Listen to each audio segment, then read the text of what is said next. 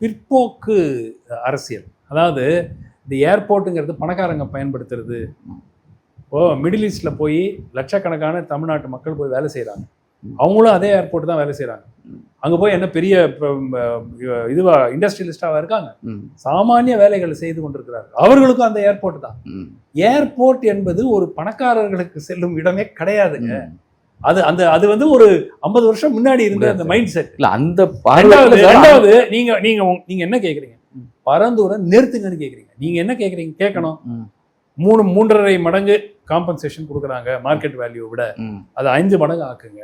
கேளுங்க, நியாயமான கோரிக்கை. நீங்க சொல்றதுன்னா நாங்க கொடுக்க கூடுதலா தரோம், வாங்கிட்டு போங்கன்னு சொல்ற மாதிரி இருக்கு. வாங்கிட்டு போறோம்னு இல்லைங்க, ஒரு இப்ப வந்து இது வந்து ப்ராஜெக்ட் அவங்க வாழ்வாதார பிரச்சனைக்காக பிரச்சனை.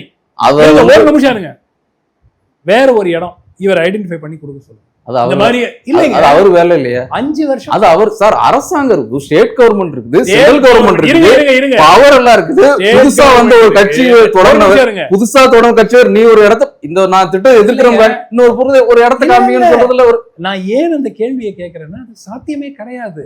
ஏன்னா ஃபர்ஸ்ட் ஆஃப் ஆல் இது வந்து ஒரு நபர் எடுக்கிற முடிவு கிடையாது. சரி, மத்திய அரசு, மாநில அரசு, டிஃபென்ஸ், ஏன்னா இந்தியன் ஏர்ஃபோர்ஸ் அவங்க வந்து ஃபுல்லா கன்சல்ட் பண்ணாம நீங்க முடிவு எடுக்க முடியாது. ஏன்னா அவங்க இப்ப INS ராஜாளி இருக்கு அரக்கோணத்துல, கண்டிப்பா. ஸோ அங்க அவங்களுடைய கிளியரன்ஸ் வேணும். உங்களுக்கு கிட்டத்தட்ட ஒரு 15 டிஃபரெண்ட் அரசு டிபார்ட்மெண்ட் கிளியரன்ஸ் கொடுத்தாதாங்க நீங்க எடுக்க முடியும் ஒரு இடத்த. அதெல்லாம் சேர்ந்துதான் அந்த இடத்த ஐடென்டிஃபை பண்ணிருக்காங்க. 5 வருஷமா உட்காந்து பேசிட்டு இருக்காங்களே.